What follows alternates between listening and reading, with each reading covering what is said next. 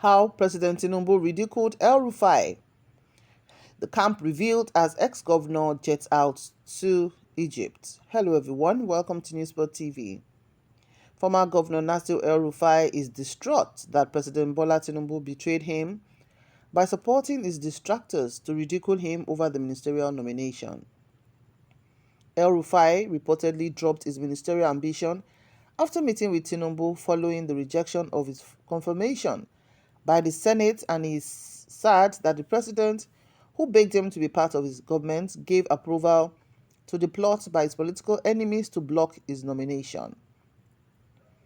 The former governor and one-time minister of the Federal Capital Territory (FCT) was one of the 48 persons nominated by President Tinubu as ministers in July. El Rufai's name had emerged in the first batch of 28 nominees forwarded to the National Assembly for approval on 27 July 2023. Many said his track record, both in the private and public sectors, had made him, unlike many politicians in Nigeria, and he was believed to be a major asset to the Tinubu government. Sources said this was why President Tinubu included his name as the one to drive what was to become a new Ministry of Power and Energy. Despite guzzling billions of naira in many decades, the electricity sector in Nigeria remains comatose, with many saying only the likes of El Rufai could demystify it. During his screening exercise, the former governor had spoken clearly when he said President Tinubu was committed to ensuring that Nigeria had a stable and reliable electricity supply, and stressed, "I will do my best." Political pundits said that for anyone who knows Malam Nasir El Rufai, his best is always enough. However, Sunday Karimi, representing Kogi West Senatorial District, during the screening presented a petition against him, saying it concerned security, unity, and national cohesion. The Senate President, Godswill Akpabio, had however suggested that petitions should not be addressed during the screening exercise. But in what many saw as a major setback, the Senate on Monday withheld the confirmation of El Rufai alongside Stella Okotete from Delta State and Senator Abubakar Sani from Taraba State, citing security clearance.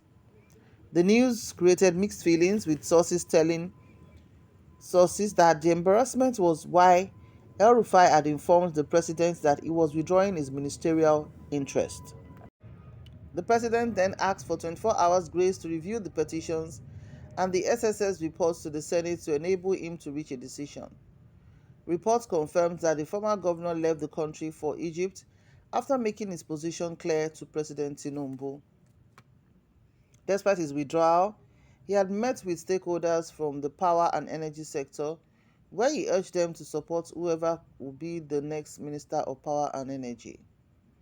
Even after he made the decision to withdraw, he held meetings with local meter manufacturers and other stakeholders in the energy and power sector, where he urged them to work with whoever would come in as minister, a source close to the former governor said.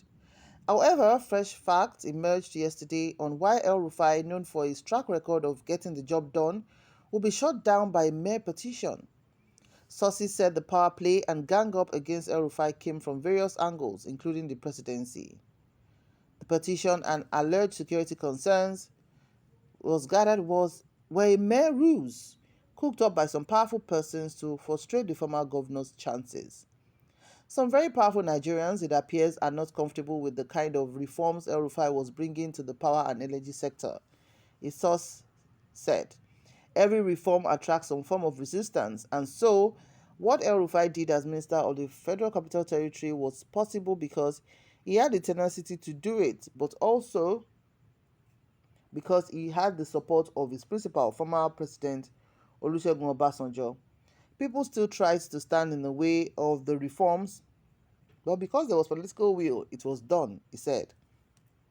Other sources said that El Rufai's decision to withdraw his ministerial appointment was as a result of the president's body language, which the former minister was disappointed with. It was gathered that the former governor of Kaduna State, who returned to the country from London on Monday, had met with Tinubu on Tuesday, and he was said to have had led some members of the team he had assembled to the villa on Wednesday, where they made a presentation. However, a source close to the former governor told sources that El-Rufai had made his decision to withdraw his ministerial position even before the meeting with the president. What happened on Monday couldn't have happened except there was some nod and wink from the place where the nomination came from. He said for someone who never asked an appointment, El-Rufai was unfairly treated. He never begged for it. In fact, he was begged to come and work for them. And when he finally agreed, they subjected him to what happened on Monday. Some very powerful people are not comfortable with him, and the president is now part of it. Why would the State Security Service, SSS, clear people with corruption cases, some nationally and even internationally, and then fail to clear El-Rufai? It is political, and it is unfortunate that the president would allow himself to be a part of this. El-Rufai was said to was actually working on his doctorate field work at the time of his nomination. Those close to him said he will carry on with his studies. If you nominate someone and you later change your mind, you decide that the kind of things he's likely to do, you will not be able to support him. Then you should invite him and say, look, I think we should find a different way of working together. Maybe he should not take a full-time role, it's all said. It's gathered the attempt to speak to the presidency to comment on the allegations that President Tinubu did not protect El-Rufai against unfounded allegations as he did for others did not yield results. A special advisor on media, Ajuri Njelali, did not respond allegedly to phone calls and text messages sent to him as at the time of the reports. Okay, so let's take some few comments. A commenter said, events at this few time of Tinubu regime as roll out clearly how fools run our country. Nigeria, sorry. Another said, the stolen mandate is now backfiring. Another said, I'm glad he's out. Another said, there can never be any peace for a wicked person. Karma is very real. Another commenter said, all these thieves that want to come and share electricity money again, that's why they refuse to confirm El-Rufai. The guy don't leave for now. Another said, this is a good lesson that we must learn from drama played out between the said one and our Senate, and when you are in power. Thousands are watching you for any steps you are taking while in power. Another said, it's unfortunate that Tinubu treated El-Rufai in this way. He did not beg for ministerial position. That is why Igbos and other tribes find it difficult to trust a Yoruba man, because people see them as betrayals. Just like the way they betray Igbos during Biafra War. I rest my case. Another said, why the man can't dey para for everybody? As it is sweet us, it dey pain them. Another said, it's Allah that gives power to whoever he wishes. May this be the best for Nigerians. Another said, I don't know how some people say he's capable. I doubt it. Going by the way Iran Kaduna is not the only one that can do it. Another person said, governor to Senate and minister, from Senate and minister to governor. Same set of people who couldn't do well in previous terms. Now, wow. Now, how can this country move forward? A country where power does not move to different parts. Another said, this is terrible. Nigerian politicians, why we don't want to be a politically father? I don't get this. Another said, walking wizard in broad daylight. Another said, I don't like Tinubu before, but for this single act, I love him now. Another said, he never see anything yet. He must stand trial at the ICC and we go to prison for all the havoc he caused citizens of the state.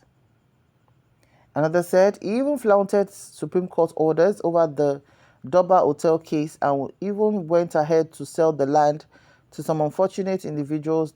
What goes around comes around. There's still more to come. Another said, how can a leader of a BKBK be our minister? Another said, someone said that SSS cleared other people with corruption allegations and El-Rufai was not cleared. Corrupt cabinet. Another said, El-Rufai no doubt is a very capable hand, but he is a bigot, and the fact is this would serve as a lesson to other bigot like him, power drunk and loudmouth politicians, that petitions can still work despite the bad system. Another said, this man deserves it, a religious bigot.